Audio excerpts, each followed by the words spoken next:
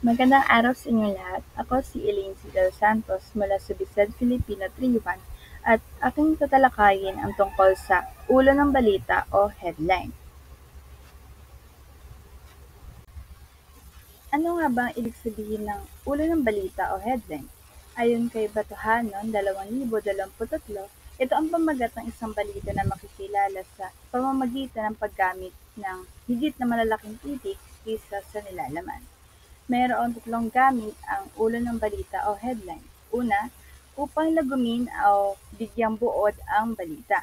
Ikalawa, upang pagandahin at gawing kaakit-akit ang pahina. At ikatlo, upang bigyang antas ang bawat balita. Ngayon, alam na natin ang ibig sabihin ng ulo ng balita o headline. Dumako naman tayo sa mga tuntunin sa pagsulat ng ulo ng balita o headline. Una, gumamit ng pandiwang tahasan at masigla. Ang paggamit ng tahasan at masiglang pandiwa ay nagbibigay ng enerhiya at direktang aksyon sa headline. Ginagawa nitong kapanapanabik ang balita at agad na nakakakuha ng atensyon ng mambabasa. Iwasan din yung malabnaw o pasibong pahayag upang hindi mawala ng interes ang mambabasa.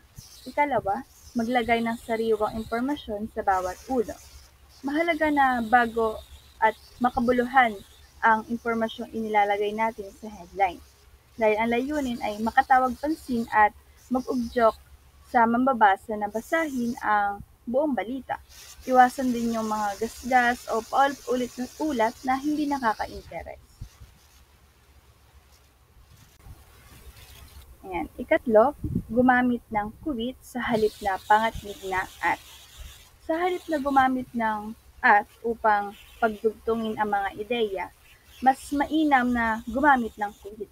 Bukod, bukod sa mas nakakatipid ito ng espasyo, mas mabilis din itong basahin at hindi nagpapabigat sa headline. Ikaapat, gumamit ng pandiwang panghinaharap sa mga pangyayaring magaganap pa. Dapat malinaw sa mambabasa kung kailan magaganap ang isang pangyayari. Ang paggamit ng pandiwang panghinaharap ay nagbibigay ng tamang impormasyon tungkol sa oras at tumutulong din upang maiwasan ang pagkalito. Ikalima, gumamit ng isahang paniti sa halip ng dalawang paniti. Sa mga sipi o tuwirang pahayag sa headline, ginagamit ang isahang paniti upang makatipid sa espasyo at panatilihing malinis ang anyo ng ulo ng balita. Ito ay pamantayang sinusunod sa larangan ng pamamahayag. Ika-anim, gumamit ng maikli at positibong salita sa ulo ng balita. Ang mga headline ay kailangang mabilisan at madaling maintindihan. Ang paggamit ng maikling salita ay nakakatulong upang maging malinaw at epektibo ang mensahe. At mas mainam din kung positibo ang mga salitang gagamitin natin upang makuha ang interes ng mambabasa. Ikapito, gumamit ng pandiwang pangkasalukuyan sa mga pangyayaring nakaraan na. Karaniwang ginagamit ang present tense o kasalukuyang panahunan upang bigyan ng mas kasalukuyang dating ang mga naganap na pangyayari. Nakakatulong ito upang gawin ang balita na tila mas buhay at mas kaabang-abang sa mambabasa. Ikawalo o panghuli, huwarang ulo ng balita ay kinakailangan makapaglahad ng mensahe sa pinakamadali at magaang paraan. Dapat hindi masira ang kaisipan sa bawat linya. Ang headline ay dapat malinaw at direkta sa punto. Hindi dapat ito maging magulo o malabo. Dapat bawat linya ng headline ay may iisang direksyon ng kaisipan at hindi lumilihis sa layunin nito magbigay ng mabilis na impormasyon o magandang impormasyon. Ayan, matapos nating malaman ang mga tuntunin sa pagsulat ng ulo ng balita o headline, dumako naman tayo sa kung paano ba ginagawa ang pagbibilang ng units sa pag-uulo ng balita o headline. Dahil ang bawat karakter o elemento tulad ng titik, bilang, bantas at espasyo ay binibigyan ng katumbas na unit base sa laki at lapad nito. At narito ang mga pangunahing gabay. Una narito, maliliit na titik. Karaniwang sukat ay 1 unit, samantala ang mga manipis na titik tulad ng I, J, L, T, F, ito ay nasa kalahating unit o 0.5 na unit. At ang mga mas malalapad naman na titik tulad ng M at W, ito ay nasa 1.5 unit o 1.5 na unit.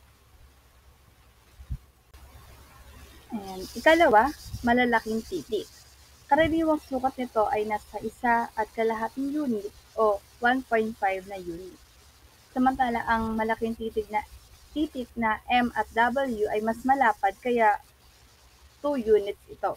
At samantala naman sa manipis na titik tulad ng I, J, ito ay nasa 1 unit o 1 unit.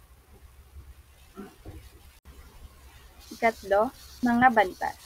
Karamihan ng bantas tulad ng tuldok, quit at iba pa, ito ay nasa kalahating unit o 0.5 na unit. Ang mas malalaking bantas naman tulad ng gitling, tandang pananong at dalawang paniti, ito ay nasa 1 unit. Ikaapat, sa espasyo. Ang espasyo sa pagitan ng mga salita ng ulo ng balita o headline, ito ay nasa 1 unit. At sa kabilang banda, ang mga numero na ginamit tulad ng bilang 1, ito ay nasa kalahating unit o 0.5 na unit. At ang bilang na 2 hanggang 9 at 0, ito ay nasa 1 unit. Yan. Ngayon, alam mo na kung paano magbilang ng unit ng ulo ng balita o headline. Dumako naman tayo sa halimbawa naman natin sa pagbibilang ng ulo ng balita o headline. Narito ang ating halimbawang headline. Scholarship program binuksan para sa mahihirap na mag-aaral. Kanina may 3 item akong pinakita. Ito ang ating gagamitin upang mabilang kung ilang unit ba ang meron dito sa headline na ito. Una narito ang bilangin ang unit ng bawat titik, espasyo at bantas. Para sa unang salita, scholarship. Ang malaking titik na S ay 1.5 na unit. At dagdag na rito ang maliit na titik na C, 1 unit. Maliit na titik na H, 1 unit. Maliit na titik na O, 1 unit. Maliit na titik na L, 0.5 na unit. Maliit na titik na A, 1 unit. Maliit na titik na R, 1 unit. Maliit na titik na S, 1 unit. Maliit na titik na H, 1 unit. Maliit na titik na I, 0.5 na unit. At maliit na titik na P, 1 unit. Sa kabilang banda, ang program, ang malaking titik na P, 1.5 na unit. Maliit na titik na R, 1 unit.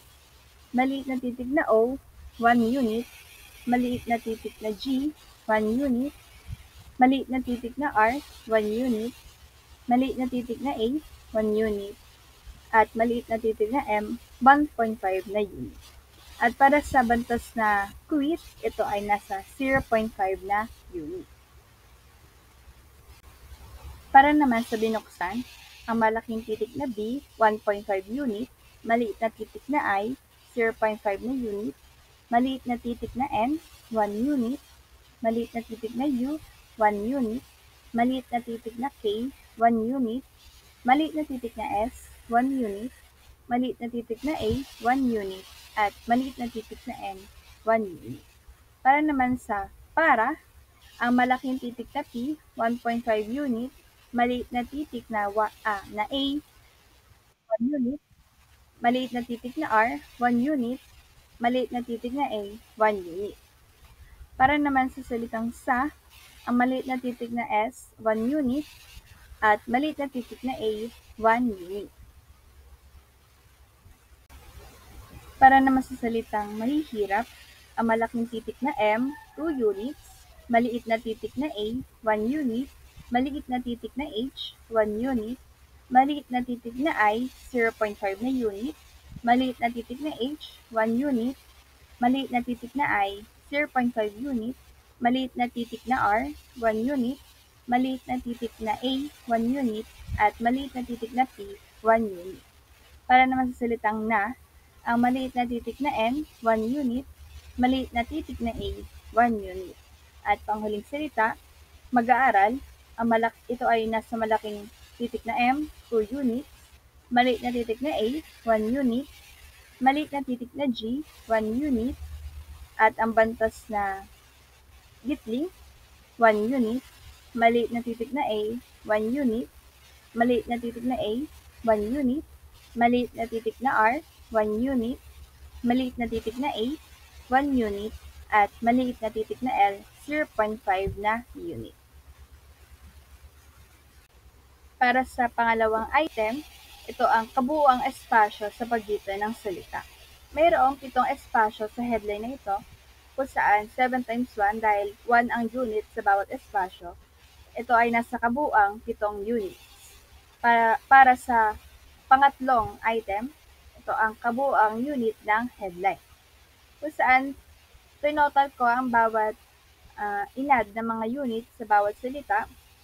Ito ay nasa 10.5 plus 8 plus 0.5 plus 8 plus 4.5 plus 2 plus 9 plus 2 plus 9.5 plus 7 na kung saan ang kabuuan ay 61 units. Ngayon, alam niyo na kung paano magbilang ng units sa ulo ng balita o headline. Narito naman ang aking ginamit na sanggunian na mula ito sa Sudoku, SlideShare, at isa pang Sudoku na galing ito sa online articles. Maraming salamat sa inyong panonood at sa inyong oras. Naway marami kayong natutuhan sa ginawa kong video o tutorial. Paalam!